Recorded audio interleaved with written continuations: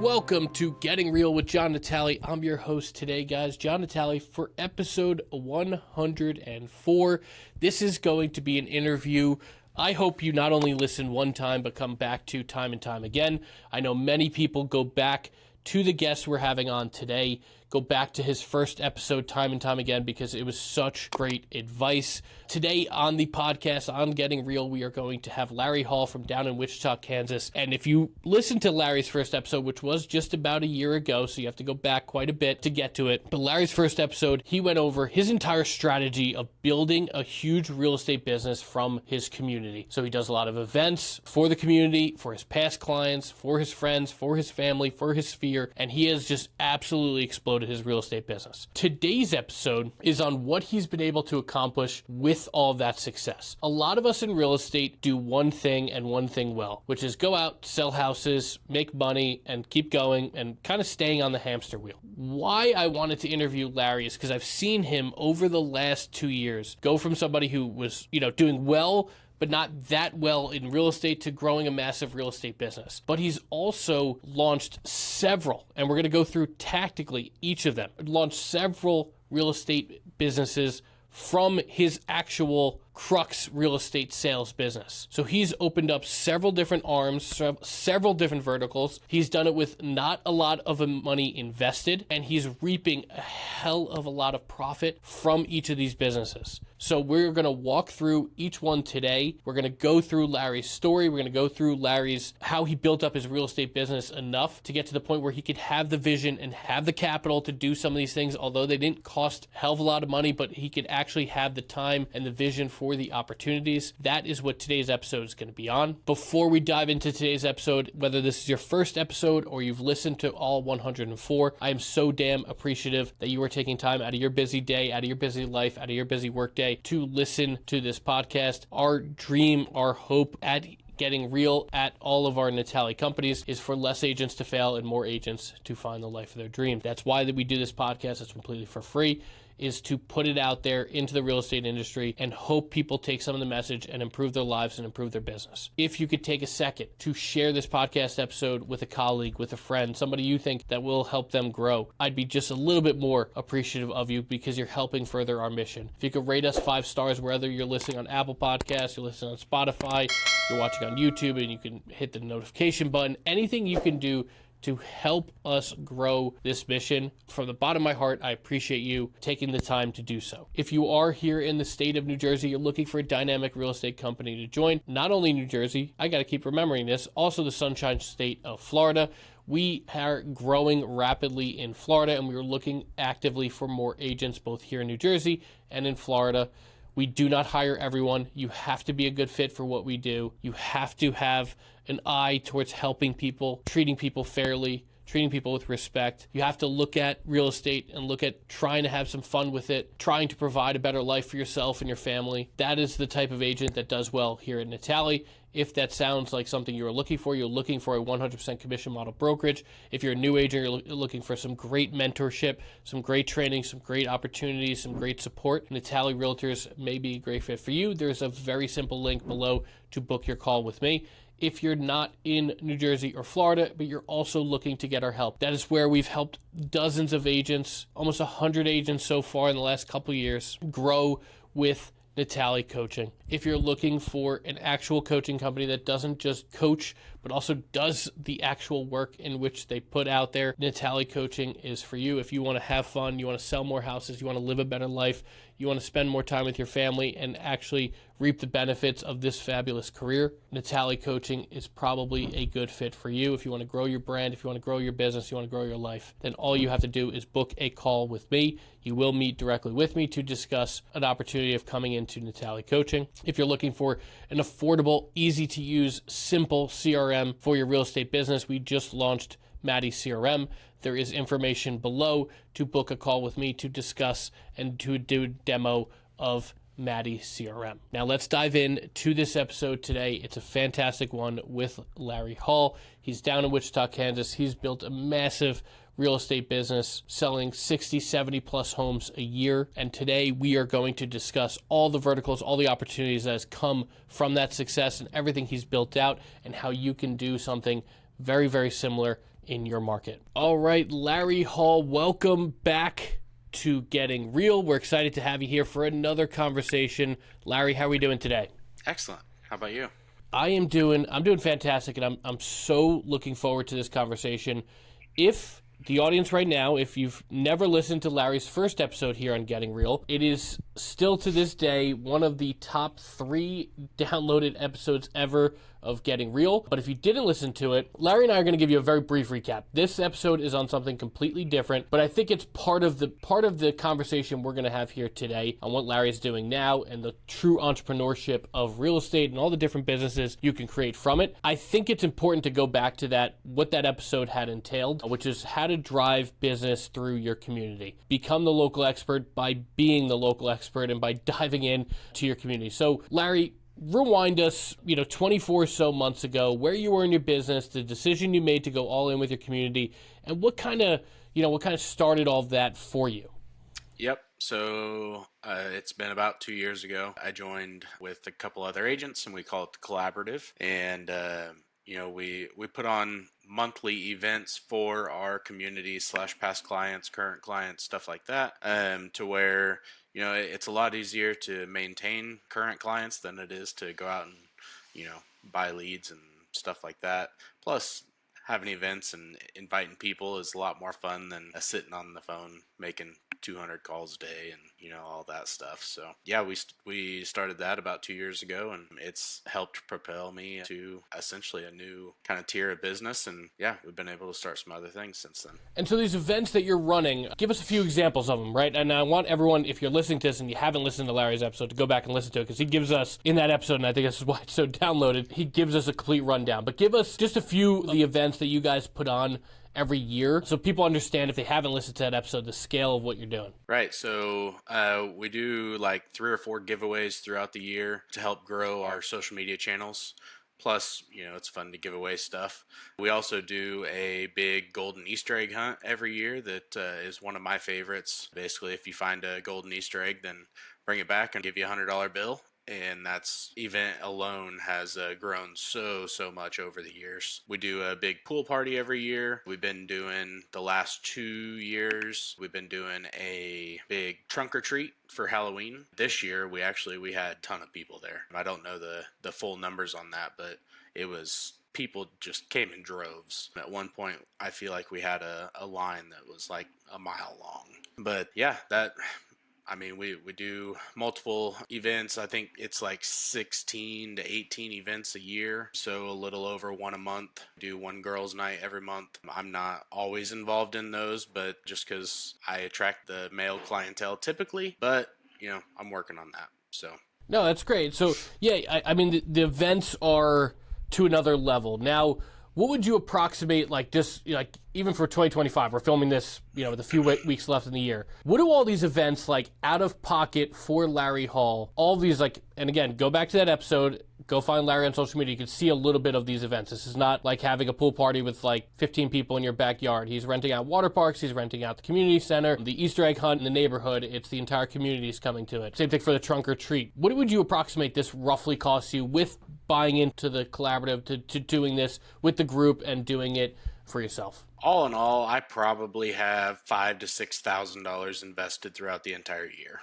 Which, to someone that might sound like a lot of money, but then I think when you actually look at the scale of what you do, even just one of those events, if you were doing them by yourself, without sponsors, without all these other things, I think would be well over that cost, right? Yeah, absolutely. And before I joined this, I did the golden Easter egg hunt and the pool party and all that by myself. And the golden Easter egg hunt 1 year alone cost me like $2,500. And so now, before we get on to the next point, which is the point of this episode, outside of the group that you're part of, do you guys get sponsors? Do you get sponsorships in order to pay for things, and that drives down the cost? Yeah, absolutely. So what we go to our lenders, to our insurance people, home inspectors, stuff like that. And that's one thing that I actually really like about this is, we do go to those sponsors pretty often, but we also provide a lot of value for those sponsors because, we're giving them business all year long, as well as we're pushing their brand out to our social medias as well because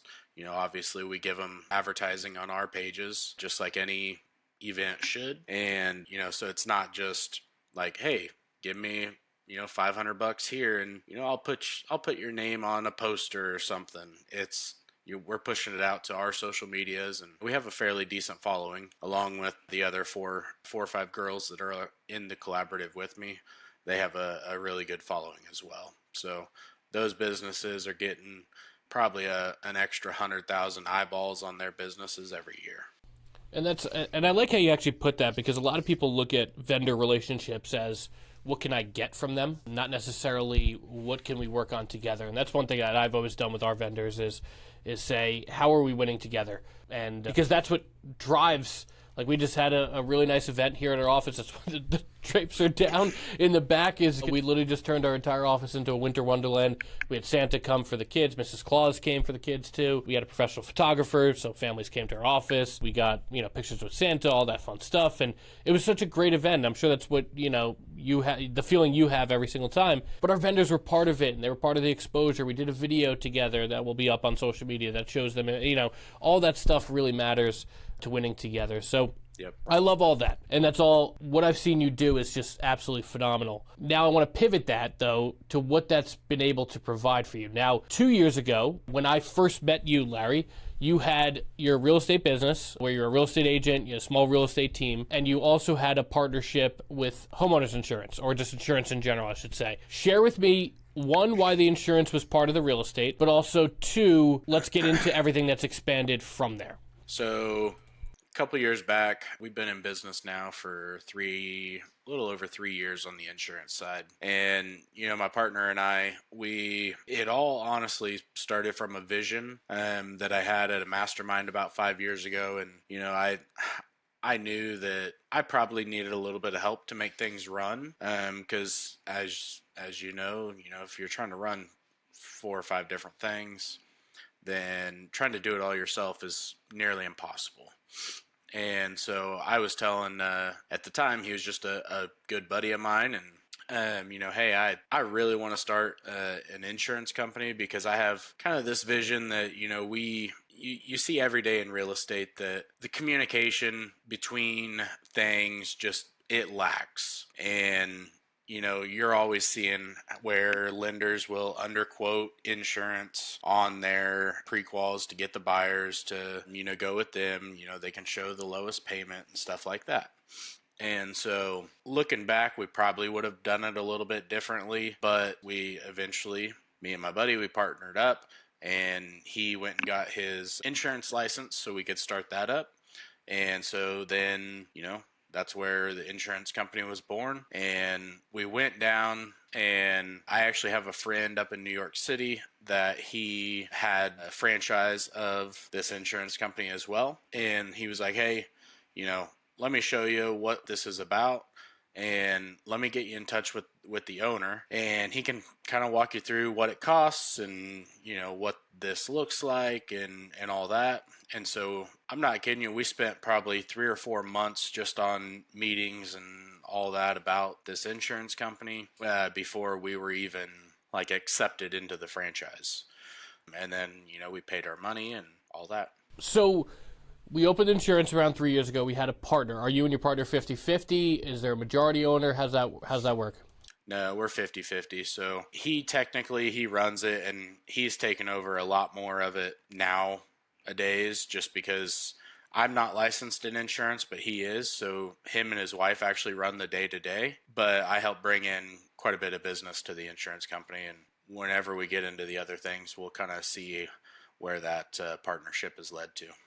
Yeah, absolutely. And so for the insurance, so the vision behind it was, hey, we're sending out basically insurance recommendations or just sending people out. They're getting quotes for insurance for their mortgage, which I'm guessing happens in your pre-qual stage in Kansas. Here in New Jersey, it's a very kind of like last minute thing that people don't necessarily even quote until the very end. But either way, you saw an opening in the market where like, okay, this was causing our real estate clients to have some pain, and let's go figure out how we can do it. So we went down the road of looking at opening our own insurance. We had a buddy, got it together, made 50-50 partnership. Friend now runs the entire day-to-day. You help with the vision of it. And also, obviously, the leads for it come from your real estate business. Now, does your partner also do real estate, or is he just doing insurance? Yeah, so whenever we were talking, he actually had a real estate license as well, but he has since just went into referral because our businesses have just taken off, and he's just kind of put real estate on the back burner and let me handle all that, and then he runs most of everything else. So yeah, he's in referral status now. So then anytime he has anybody call him, he just refers it over to me, and we do it that route. That's awesome. So this was the first piece. Now, again, that you've had for a few years now. We have several pieces from there. Now, before we go into that, what did you hear in that mastermind? Because I know you mentioned it from 5 years ago that kind of gave you this idea of what exactly did you hear to think like, okay, I need to have different types of businesses either from my real estate business or whatnot. Share with us what that looked like from that mastermind and what you took away from it. Well, so most agents, they don't plan for the future, and I was guilty of that at the time as well. And to be honest, I paid to go to this mastermind, and I did not have the money to actually be there. So I put it on a credit card and said, I'm gonna go. I'm gonna make it happen. I don't know how, but I'm glad I did. So like I said, most agents don't plan for the future. So we were sitting there, and there was only like 15 of us in this room, and I was the lowest of the low on the totem pole there, like deal wise and all that. So the second day we were there, one of the things that the guy running it was talking about was making these other businesses and how they can flow into each other. And it really got me thinking, like, that's something that I felt like I could do back then, but obviously I didn't have the income to actually start anything, because to make things happen, you have to typically have some money available. And at the time I didn't. So I was just at that point, I was still trying to just get, my feet under me and trying to get just consistent deal flow for real estate. So when you don't have consistent deal flow for real estate, how the hell are you going to get consistent deal flow for anything else? So, I took tons of notes. I still look back at the notes from that mastermind, but it was one of those things where it put it in my head, and, it took 2.5 years, 3 years to even follow through on some of it, but we eventually made it happen. I like that, and I think that's something every listener should understand. Like, whether it's a mastermind, an office meeting, it doesn't matter what a conversation you're having with other agents, something you see there on social media. An idea is an idea. You need to put action behind it, and sometimes the time isn't right. And especially what we're going to talk about today, and where this road has gone for Larry, a lot changed when Larry's real estate business could actually handle it. And what I mean by that is a lot changed when Larry started making the type of money and type of profit from his real estate business, and not like we talked about with the community. And I think that's why I needed to talk about before we went into this. When you can spend $5,000-$6,000 a year, which might sound like a lot of money, but then also return the hundreds of thousands it brings back in terms of GCI and income and profit to your real estate business, that's when you can start looking at some of these things. So for some people, I hope that today is just the start of that thought. Like, Larry paid all that money on his credit card, probably paid interest on it too, just to learn the lesson, but it's paying in spades now, right? And I want the same for the listeners. So first was insurance. Let's let it go down the roadmap. What was after insurance in terms of a business you opened from the real estate side of things? Yeah, so let's see, we did insurance, and then next would have been our mortgage branch, which we started that about 1.5 years ago, which I'm not going to lie to you, it's been kind of a struggle to get going and, find good people to do those loans and all that. So looking back, I said I might have done it a little bit differently had I known, but this is where I might have done it a little bit differently, because the mortgage side of things I knew a lot better than the insurance side of things. And, like I said, I think if I could have done things differently, I probably would have done mortgage first rather than insurance, just because I already knew the industry to an extent. Obviously, once you go and get licensed, that you learn a heck of a lot more just on the ins and outs and all that. But that was one thing that, we opened that about a year and a half ago. I actually had to go get licensed because for RESPA, which, if people don't know what that means, it's your Real Estate Settlement Procedures Act, meaning that I could not be a branch manager if I was licensed in real estate but not mortgage. So either I had to put my real estate license in referral status, meaning I couldn't practice real estate daily like I do now, but then at that point I could run the mortgage branch, or I had to go get licensed in mortgage as well. Now, that test, I don't know if I was just having a bad day or what, but that was the freaking hardest test I think I've ever taken in my life. And you had to get a 75 to pass, and I got a freaking 76. So it was, it was a doozy. And every question on that test was meant to try to throw you off. Like, you would have multiple questions that basically asked the same exact thing, but you'd have a different answer to. So everything was just trying to throw you off, and it was a doozy. So now, one of the main reasons we did that was because real estate had taken off so much that we wanted to further that vision. I told you that we had saw where the communication lacked, and we saw to where we could help kind of step in and essentially be a one-stop shop, to where we right now, like, it's not, I mean, obviously we make money from it, but it has nothing to do with the money side. Like, we've even done loans for free because it's what was best interest of that buyer, of that client, to where we can give a lender credit to help buy down the rate, or a lender credit to help kind of offset some of those closing costs. Because most people nowadays, it's a lot, as it's a lot more expensive to buy a house and pay those closing costs on top. Sellers still think that we're in the middle of COVID and 2022, they want the highest price with the best terms. And nowadays buyers, they're most of the time willing to pay a higher price, but need a little bit of help with closing costs or something like that. And that's where we can step in and we can be like, hey, we're helping you with this deal, but we can also help you on the mortgage side, to where I can offer you a lender credit to help offset those closing costs. And then at the end of the day, you look like a hero because you were able to help them get that house that they want, and still, not essentially bankrupt them. You're not going to buy a house if you're going bankrupt, but you're not taking every single penny that these people have saved.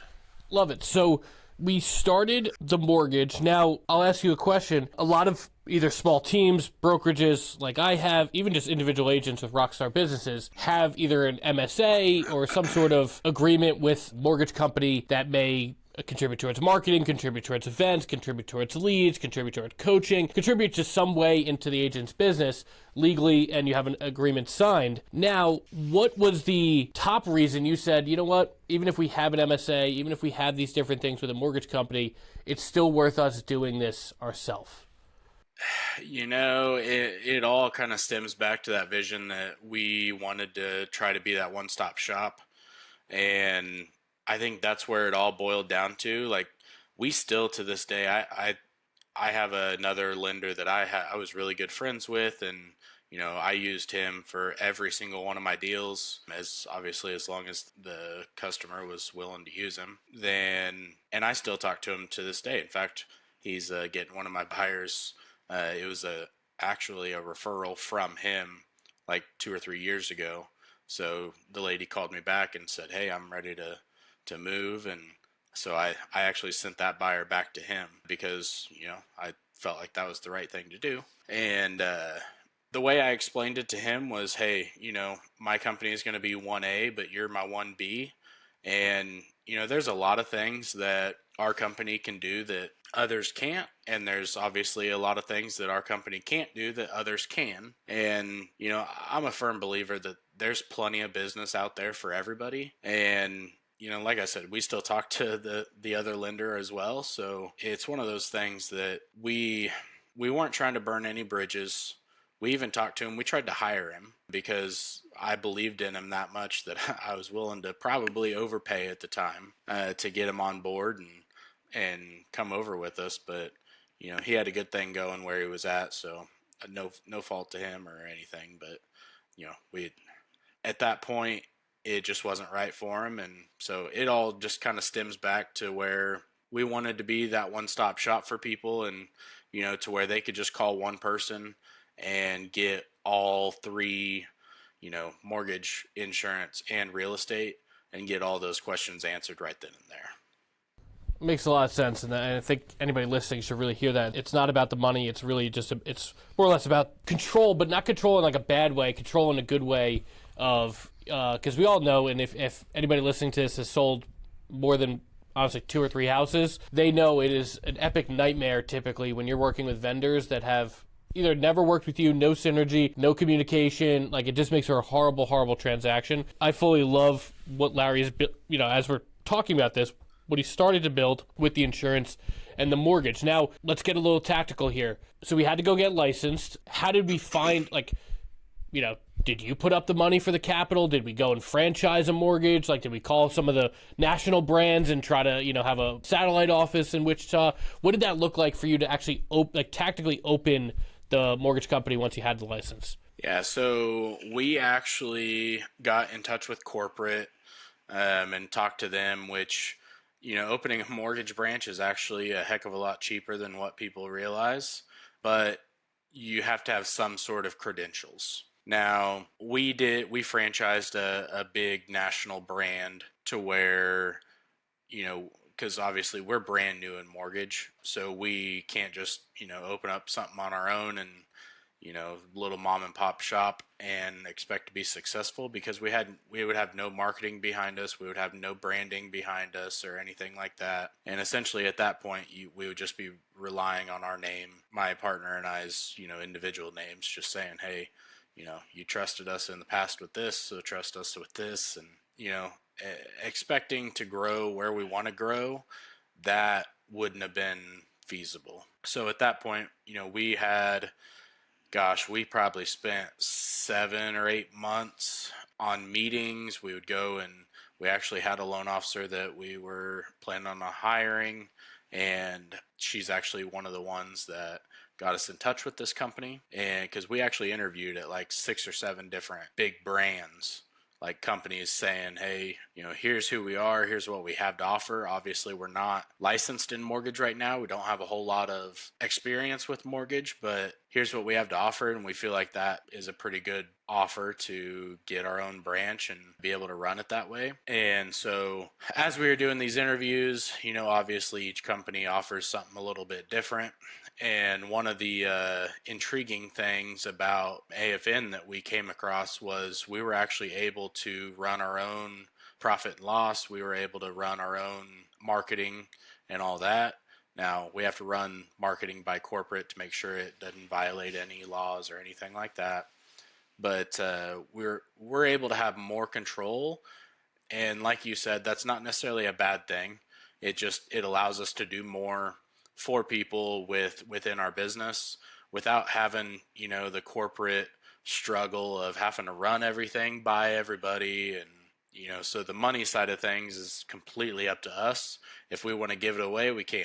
And that was one of the biggest things to me was, obviously I have other avenues of making money. So I don't have to make $1 million on every loan, because it's not what I do every day. It's not how I make my money, to where I don't have to make, $10,000 on every loan just to live and, put food on the table and all that. I'm able to give away 1% or 2% to each borrower because of that same exact thing. Like, I don't have to make $1 million on every loan So that makes us a heck of a lot more competitive, brings our fees down and all that. And so far, people have really loved it. I feel like just in the past like 3 or 4 months, we finally have hit our stride, and we're kind of finding our niche within the whole company and all that. So Love it, love it. We have this structure where we don't have to make a ton of money from the mortgage. Now, I think this is a very common question that people will have is, what does that look like from you on a either profit standpoint or revenue standpoint? So someone comes in, they say, hey, I want to buy a house. They get pre-approved with the mortgage company that you also co-own. You have a 3% commission potentially on your sale or the purchase, I should say. How much are we talking on the loan side in terms of revenue and profit? So it kind of depends on your loan type. So as far as like if you're just a standard conventional loan, there's typically anywhere between 2 to 3% worth of profit margin built in there. If you're a government loan, there's anywhere from 3 to 5% typically built in there. And that's just based on your loan amount, not necessarily the purchase price. And that was where I had to kind of learn a little bit about, or kind of change my thought process there, because I was always like, oh, you get paid on the purchase price. Well, one of the very first loans that we did, it was like a $380,000 loan or whatever, but the guy was putting down $150,000, so your loan amount was like $230,000.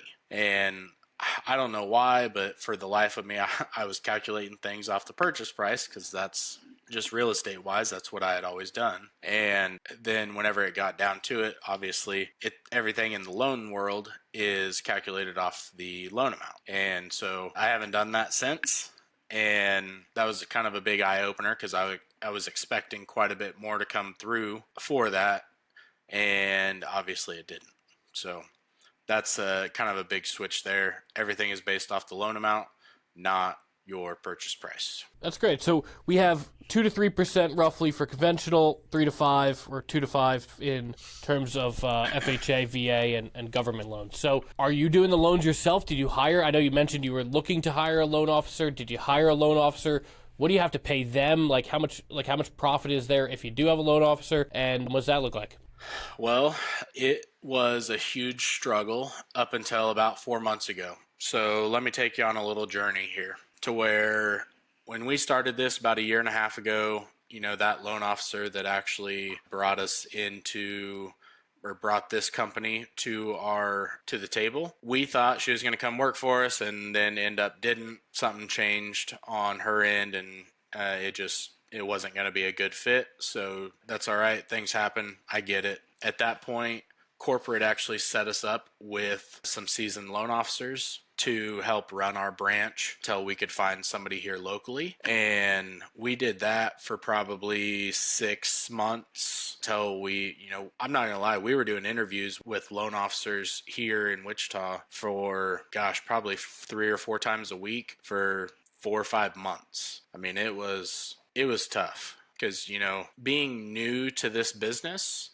obviously we know how the industry works, but, we're still new to that business, and kind of the ins and outs and deal structures, and, how to structure loans and all that. But on the back end, we have corporate to where they help us structure things as well.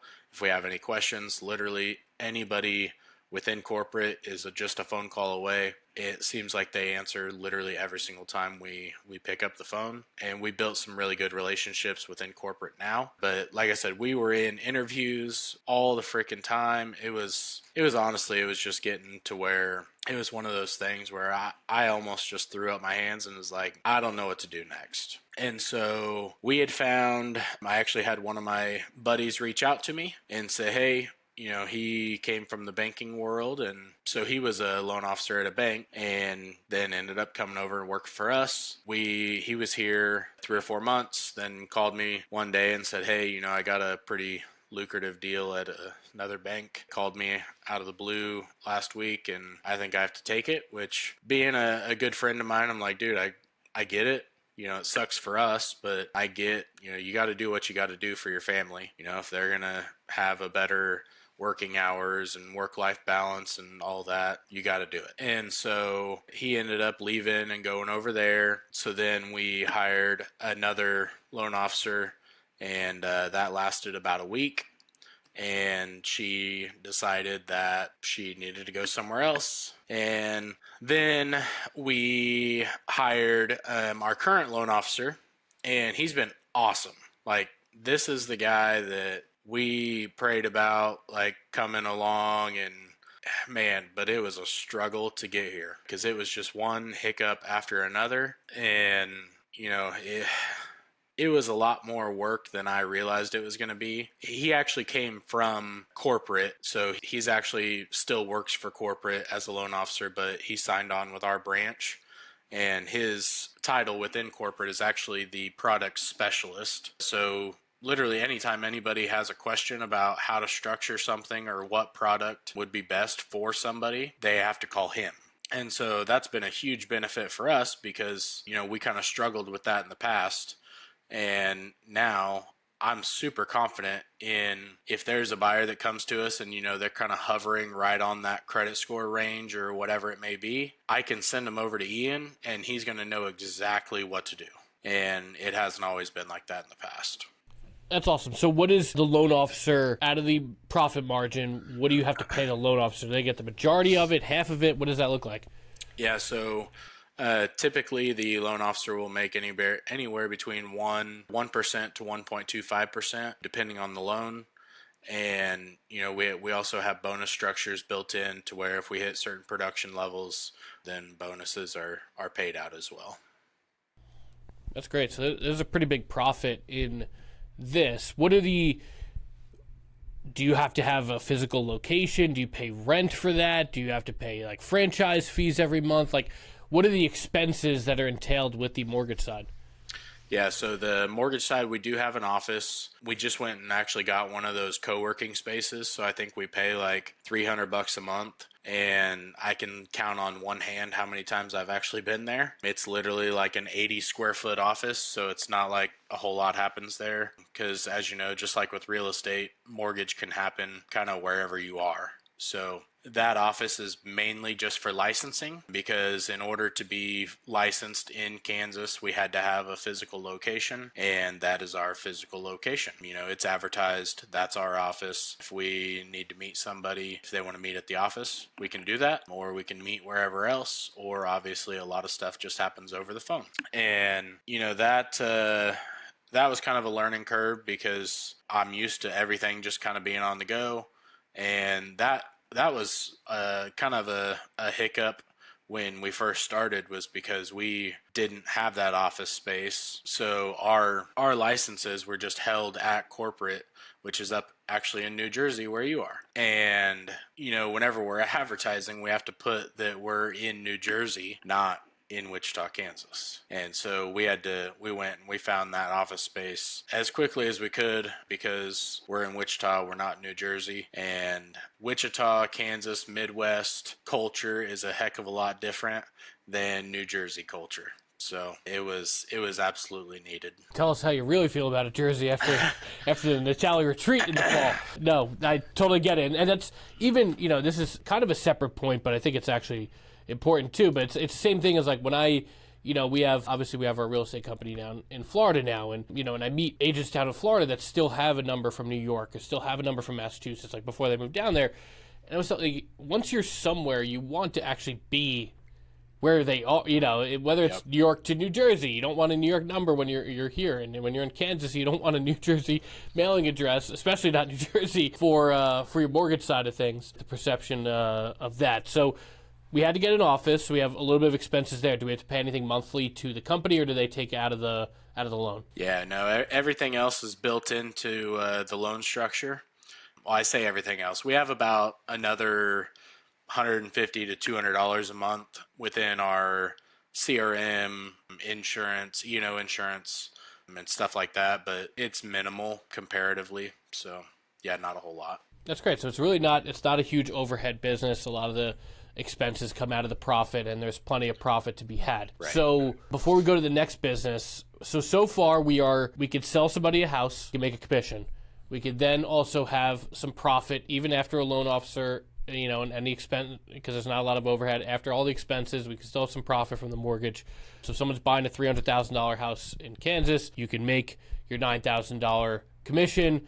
You can make, let's say, anywhere 1 to 2, depending on the loan, 1 to 2% on the mortgage after paying a loan officer. And if they're doing 10% down, you're making another $2,700. Insurance, sure, we get, a few $100s from writing that policy. So we've now made, rather than just 9,000, maybe now we're making closer to 12,000 out of each transaction after it's all said and done, not adding any more expenses really to our plate. So that sounds like a win. It took some time to get going. Before we go to the next one, now where you are, maybe if I asked you this 6 months ago or 9 months ago, and I probably did ask you the question of, is this worth it?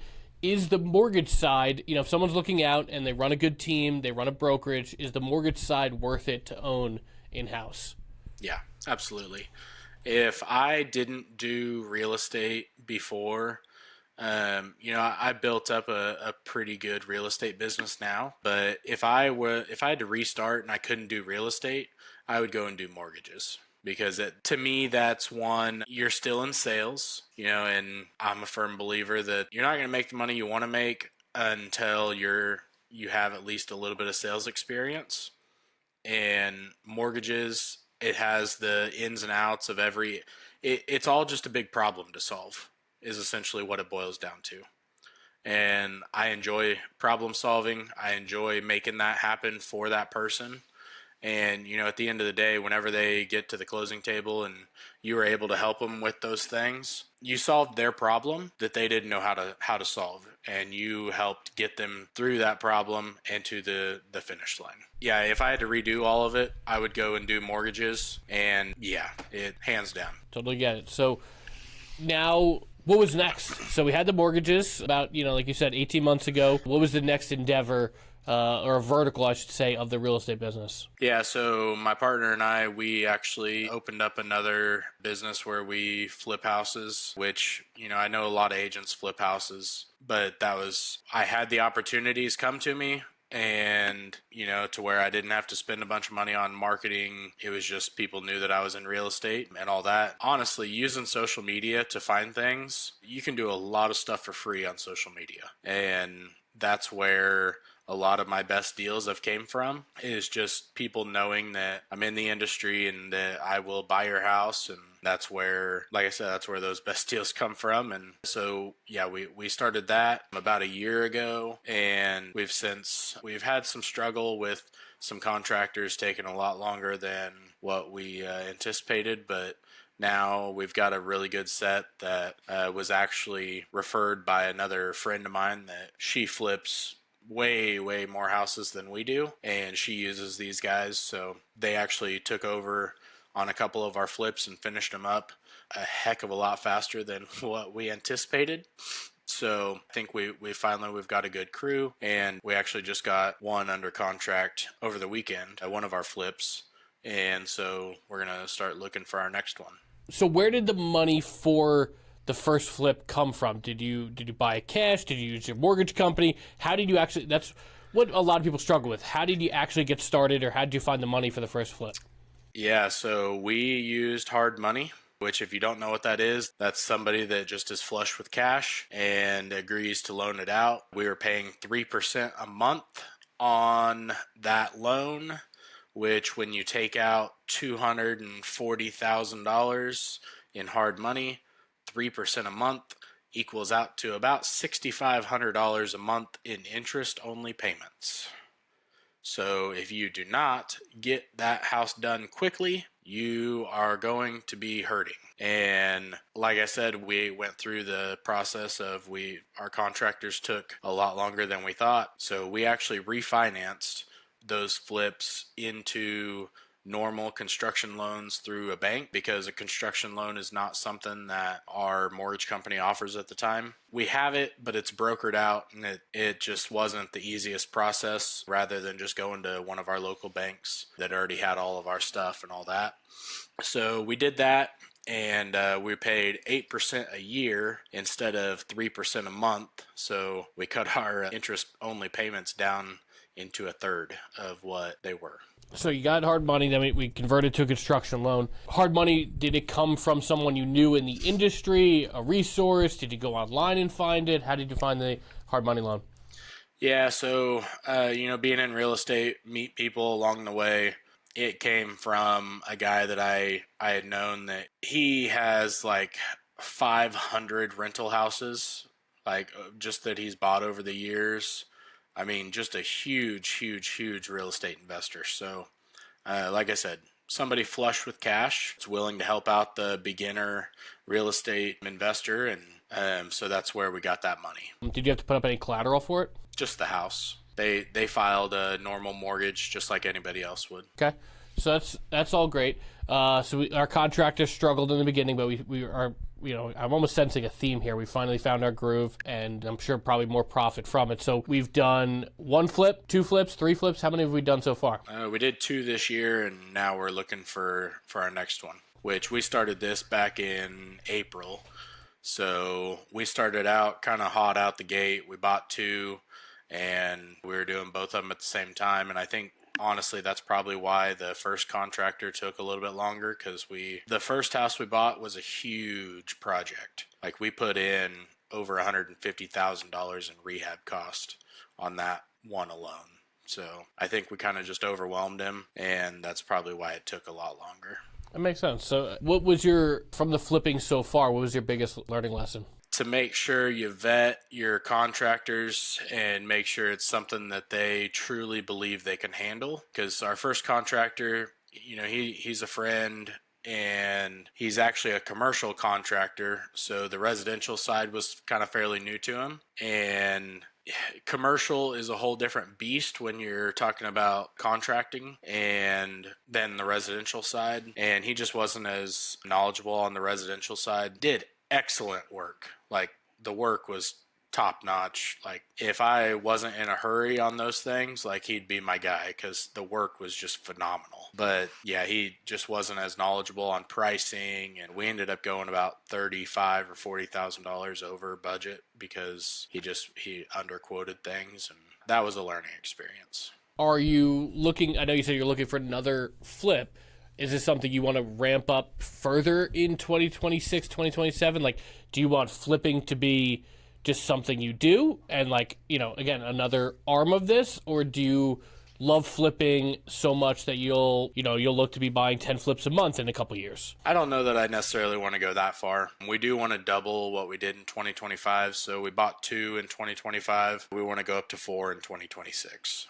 That makes sense, and keep it, again, so it sounds like we want to just keep it an arm of what we're doing, not make it the thing. Right.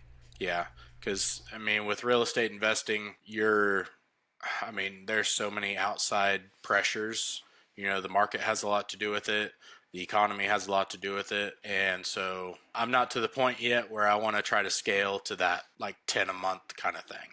That makes sense. So again, guys, we still got more to go. We have insurance, we have mortgage, we have real estate investing through flipping. What was next? So next, I partnered up with a bigger company to help business owners find virtual assistants, which this honestly is more of a hobby type thing for me. I know a lot of people around the country, and, trying to sell things like virtual assistants to people here locally has been a huge struggle. And that company in itself is more of just a fun hobby that I do, more than I'm trying to scale anything. So that's really about all to touch on there, because it's not it breaks even every month, which is great. It doesn't cost me any money, but I think I make $23 a month on it. So, pays for a half a tank of gas. That's the most important half a tank of gas you have. Exactly. Well, I think we should just talk briefly about it, not from okay, this has been hugely successful for Larry, but also we have, hundreds of, if not over 1,000 real estate agents that are going to listen to this episode, right? And a lot of real estate agents, especially successful ones, do look for VAs. So what exactly, you said you kind of bought something from a larger company that does VAs. Are we talking cyber backer? What exactly does the company you have do? Because maybe there's someone listening right now that will be in your core audience for it. Yeah, so the company as a whole, we help people find virtual assistants where all of the people that come work for us is from corporate Philippines. So if it can be done virtually, then we can help. In fact, I have 3 virtual assistants currently. I have one that handles my CRM database in its whole, and I have another one that handles all of my social media to where I film content, I post it into our Dropbox. I have another VA that edits it and puts it back in there, and then Hazel goes in, grabs it, and posts it on our socials. She's also helped me kind of restart our YouTube channels and all that. So if it can be done virtually and the best way I can explain it is if it's something that is a $10 or $15 an hour job and you as a business owner are having to do it, it's time to farm that out into a virtual assistant. And it is a heck of a lot cheaper than what people realize, but you also have to realize that the pay structure in the Philippines allows for that, because the $5 an hour or whatever you're paying them, they're like upper middle class at $5 an hour in the Philippines. Now, I have a buddy that has a VA that's his executive assistant, and he pays her like $9.50 an hour. And she is currently building her parents a house. She's building herself a house, and she can do pretty much whatever the heck she wants in the Philippines. At $9.50 an hour, she is upper high class, top portion. She's in the 1% in the Philippines. Yeah, so you help people basically find affordable help for their business, especially if it's virtual. Because I know, what else do you do if someone says, hey, Larry, I'm looking for a VA, you're helping them find them. What else does the company help them do? Yep. So we handle all the training for your virtual assistant. So say you're needing somebody to handle all your social media. We'll handle all the back end training. We'll show them how to do that. And, well, I guess let me back up. So whenever you say, hey, I need some help with this, you pay your deposit down. And then at that point, we go and we start interviewing applicants. And typically it's about 2 weeks later, we'll bring 3 to 5 applicants to you to do final interviews with.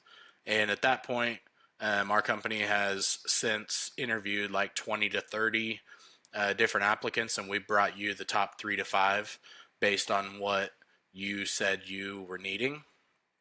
And so then at that point, our company hops on the interviews with you. We run the interviews, but you obviously ask questions that are more geared towards you. And then, if we find somebody on that first round of final interviews, great. Then at that point, we can get the handoff scheduled to where they will then work for you.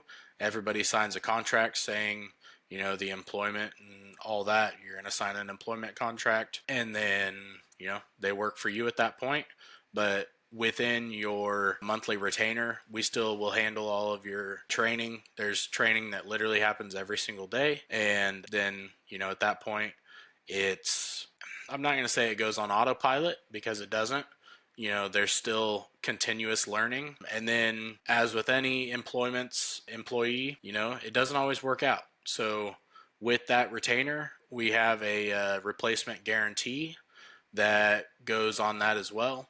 So if for some reason your VA doesn't work out, they quit, they do something, that you don't like, and you fire them, we do have replacement guarantee. So we go out and we'll find another one for you for absolutely free. That's great. So it's kind of like, it's actually a different way of picturing it, but if anyone's ever worked with like Cyberbacker or any of the other VA companies that are not, I shouldn't say not, because they kind of are specific for real estate, but any other company that you hire a VA and you just maybe you pay $9 an hour, $10 an hour. That's the experience that we hear a lot.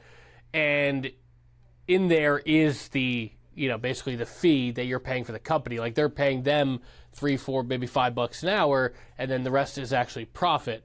So for the company that's doing it. So Larry, it sounds like you're kind of flipping that on its head, where you're saying you're paying us monthly, we're keeping them trained, we're keeping you supported. If they fall through, then we're there for you.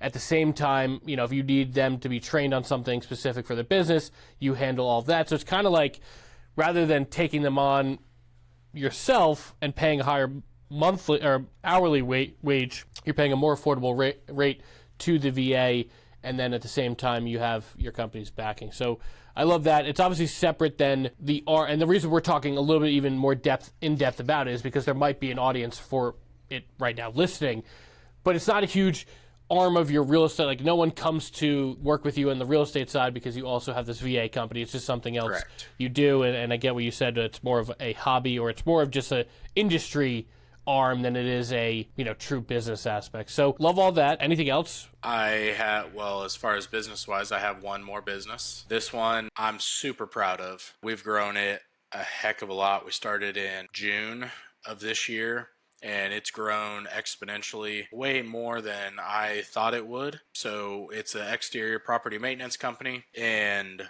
I actually have a different partner on this, where he called me one day. It's a buddy of mine, and we would go golfing once a week together and all that. And he actually had a business exactly like this 2 or 3 years ago. And then he got sick, couldn't do it anymore, and now he's doing a lot better and ready to get back to work. So he called me one day earlier this year and was like, "Hey, I'm ready to get back into things. I'm not allowed to own another business like that, but I can work for one. So, let's see what we can do." And I was like, "Dude, I don't have any idea how to do that. But if you're willing to kind of be the general manager and, take things or, do the work and all that, I'm open to it. What do you need from me?" And so this is one of my fun stories that I love telling this story. So we started this company with a borrowed chainsaw and, kind of ran from there. I put up like $3,000. We went power washing stuff because it had started as a power washing company, to where we were only going to, do soft washes on houses, soft wash on roof, clean your windows, power wash your driveways, sidewalks, stuff like that. Well, in Kansas, it gets cold, and things not the power washing market is not as big here as we anticipated. We do have some commercial contracts that we have to be to service trailers and stuff like that within like 48 hours. But outside of that, we don't have a whole lot of power washing clients anymore, because we had a really big storm here in Kansas about a month or two after we opened. And we went out and we just had our little pull behind trailer, and we were just helping people clean up their yards, down tree limbs, down trees, stuff like that.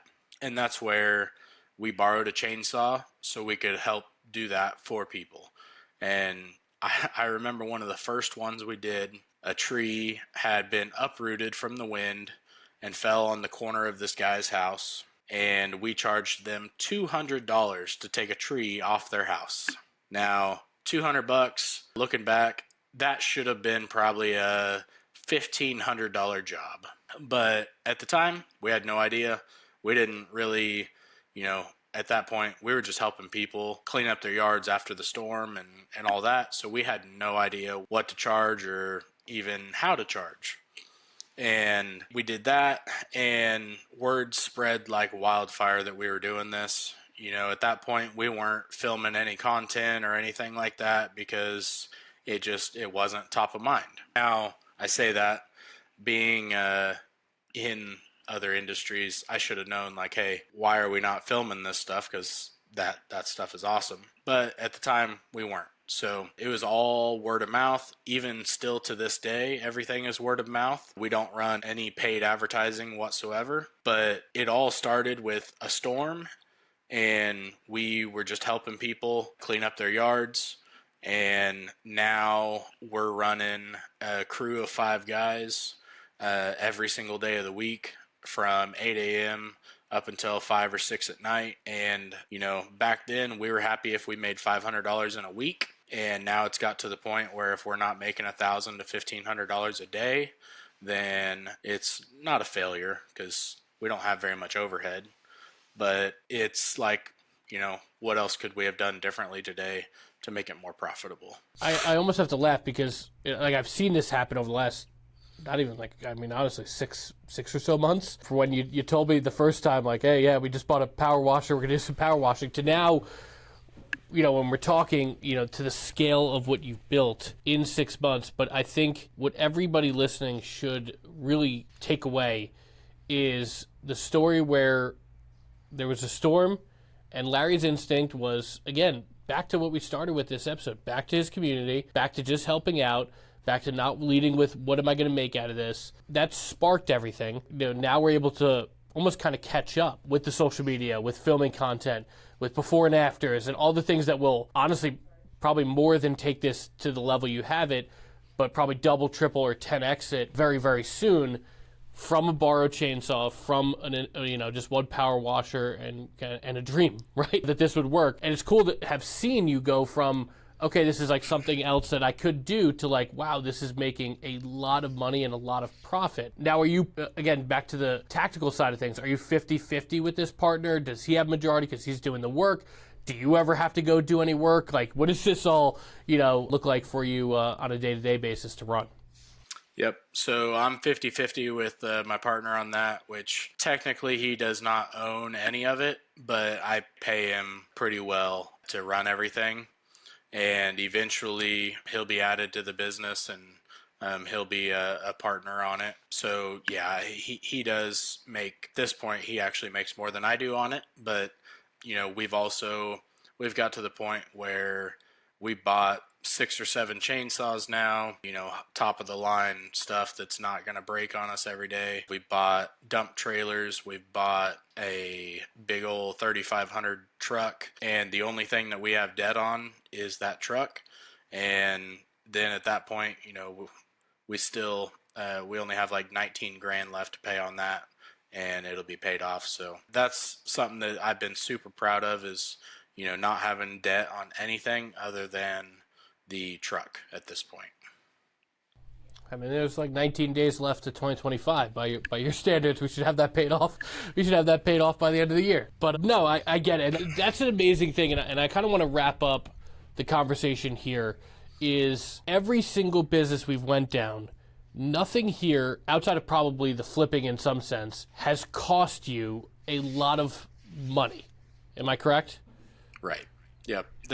This last one, the exterior property maintenance company, I have about 15,000 invested of my own money, but it will pay tenfold, I think, over the next year. We have a couple big meetings over this month, to where, if we can get those contracts, then I'll be looking to hire another 2 or 3 guys. We'll have to buy another truck. We'll have to buy another trailer to have a setup on, and all that. So it's gonna happen. It's gonna be a good thing for us. No, that's amazing. So even the money you've invested into it, right? There's already been enough profit from all these things that easily make it worth it. What does this all do for you on the personal side? Because that's kind of what, again, we're not going to go back to the same questions we ended with from the first episode, because everyone's heard your answers. But, what has this done for Larry's family, like having all these different businesses that are bringing in revenue, in terms of like what you're able to do, with your life? So my wife and I are building our dream house right now. We designed it from the ground up.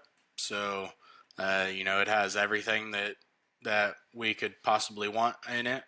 And, it's allowed us to do basically, I'm not going to say whatever we want in our life, but we're able to do a heck of a lot more things now than we were able to do even 4 or 5 years ago. And that's where being able to scale the different things together and have them be successful, it's made it to where, life gets pretty good pretty quickly if you allow it to. Absolutely love that. So what would you say your key, because I think I have a huge takeaway, and I'll probably leave with that after it, but like, what has been your key, or like one big piece of advice if someone's out there saying like, hey, I want to do what Larry's doing, I want to have all these different arms in my real estate business, and everything kind of starts tying in together, and I can earn more money, work smarter, have partners, like not necessarily just grind myself to death.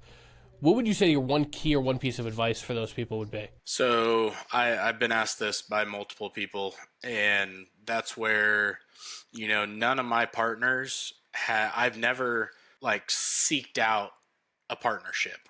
It's always just been from talking, and they come to me, and that, I guess, saying that kind of sounds bad, but they've came and said, hey, I really like your vision.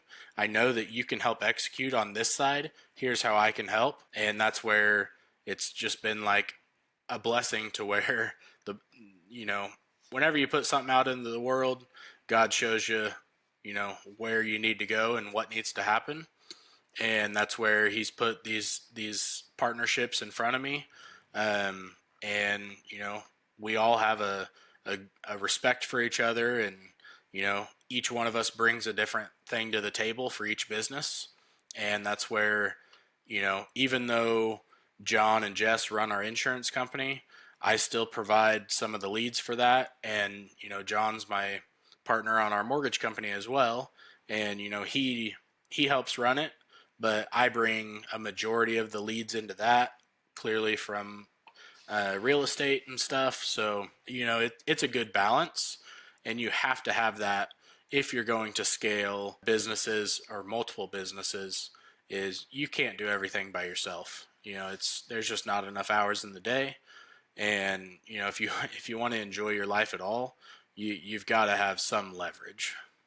So leverage is the key, which I totally agree with. One of my biggest things I heard in today's episode too is, with everything you did, you didn't go full tilt. And what I mean by that is, a lot of people, when I say like, okay, we want to start an exterior property management company, a lot of people, especially from the real estate industry, would say, okay, I need a brand new truck. I need a brand new chainsaw. I need a brand new pressure washer. I need a brand new everything, for the possibility that business could come. With basically everything you've done is say, okay, we're going to get the infrastructure set up. We're going to get the leverage set up. We're going to figure it out. But then at the same time, it wasn't like all or nothing into it, in the sense of you could grow into the business. I mean, that's actually a really, like, as someone who owns several businesses myself, that is one of the most genius things you've actually done. And it's something that not a lot of people do. A lot of people will take on massive amounts of debt to start something in the hope and prayer that it actually works. Yep. Your mindset has been, let's start it. Let's get everything it needs. Let's also not say we need to put up $1 million for capital to start our own bank. Let's use some of the leverage we can get from franchising if it doesn't cost us an arm and leg. We've researched different options. We didn't just make rash decisions to partner with these people that may not have been a good fit. But also, the second biggest lesson that I've heard today is you didn't give up. Because with the mortgage, it could have been easy. With insurance, it could have been easy. With flipping, when the contractor was taking forever and you're paying $6,000 a month in interest, it could have been like, all right, we're going to get this done and I'm never doing this again, right? It's so easy to give up in business, and you haven't. And that's why you are here today, where 2 years ago you were not.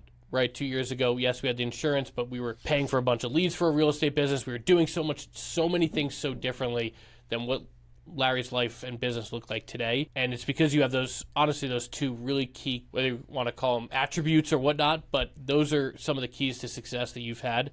And it's been phenomenal to see all come up. And I know if anybody is a true entrepreneur listening to this, they would have gotten hyped as hell from this. And also, if you're watching on YouTube and or just listening, because Larry has a very calm demeanor, but Larry's not, he's not leaving this interview to go drive his Lamborghini outside. I know you have a nice pickup truck, but at the same time, the point of this was never to be a slick salesman and make all this money. It was to provide for his family and provide opportunity. Look at all these other people that are making a living with Larry's expertise and Larry's ability to figure this all out. So you should be proud of yourself, brother. This has been a fantastic interview, and I appreciate you hopping on today. Absolutely. And, to hit on, I'm not driving a Lamborghini or anything like that. All 5 or 6 of these businesses is ran out of this office that's about 12 by 17. So it's, I don't run a huge operation, a fancy operation or anything like that. We figure out a way to get it done. Love it. Well, appreciate you hopping on, and yeah, this has been a great episode. Thanks, Larry.